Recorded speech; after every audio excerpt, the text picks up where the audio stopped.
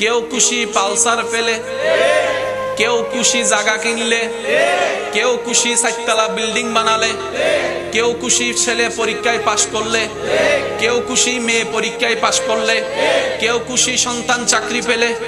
এক একজনের খুশি এক এক রকম, আর একজনের ভিতরে হাজার রকমের খুশির কারণ থাকে। যে আইফোন পাইলে খুশি, সে আবার পালসার পাইলেও খুশি। এবার আমাদের নবীর খুশি কোন জায়গায় গিয়ে আটকে আছে? মনের কানটা দিয়ে শ্রবণ করুন, অন্তরটা নরম করে বুঝার চেষ্টা করবেন। আমাদের নবী খুশি হন তো কখন খুশি হন? আমাদের নবী খুশি হন তো কি পেলে খুশি হন?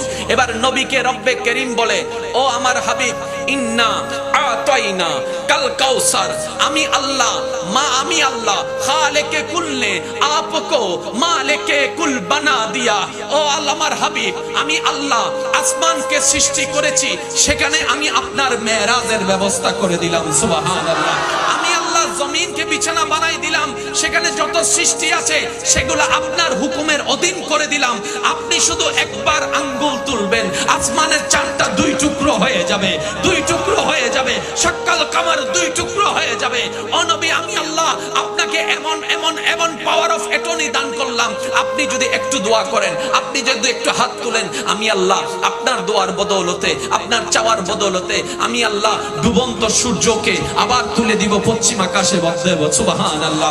ও নবী, আপনি যদি বলেন, আমি আপনাকে এমন পাওয়ার দিলাম, আপনি যদি চান মরাকেও আপনি জিন্দা করার ক্ষমতা আমি আপনাকে দিয়ে দিলাম। আপনি শুধু জবানটা খুলবেন, মরা জিন্দা করে দিব আমি রব্বুল আলামিন। বলেন সুবহানাল্লাহ।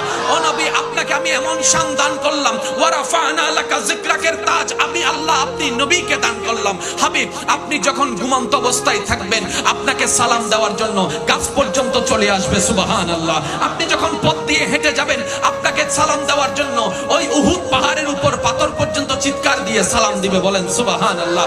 ও হাবিব, যেগুলো দুনিয়াতে আমি কাউকে দিই নাই, আমি সব আপনাকে দিলাম। ও নবী, আপনি এবার খুশি তো? আমার নবী রাহমাতুল লিল আলামিন বলে, রব্বে করিম, এটা তোমার বড় দয়া, এটা তোমার ভালোবাসা, এটা তোমার করুণা, এটা তোমার রহমত। তুমি যে আমি নবীকে এমন শান দান করেছো, এমন মান দান করেছো। আদমকে আমার আগে পাঠিয়েছো, কিন্তু আদমও আমাকে নবী বলে স্বীকার করে নিয়েছেন। সুবহানাল্লাহ। মূসাকে তুমি কালিমুল্লাহ শান দান করেছো, কিন্তু সেই মূসাও আমাকে নবী হিসেবে গ্রহণ করে নিয়েছে। ওয়া ইযা গাযাল্লাহু মিসাকান নাবিয়িন, আল্লাহর পাক রব্বুল আলামিনকে আমাদের নবী বলে, আল্লাহ সবগুলাই তোমার দয়া, সবগুলাই তোমার দয়া। আমি আঙ্গুল তুললে আসমানের চাঁদ 2 ভাগ হয়ে যায় তোমার নির্দেশে। এটা তো তোমার বড় ভালোবাসা, এটা তো তোমার বড় দয়া। কিন্তু আল্লাহ আল্লাহ আল্লাহ, তুমি যা দান করেছো সবগুলোতে আমি খুশি, কিন্তু সবচাইতে বেশি কখন খুশি হব জানো? আল্লাহ পাক বলে, হাবিব আপনাকে কি দিলে আপনি সবচাইতে বেশি খুশি হবেন?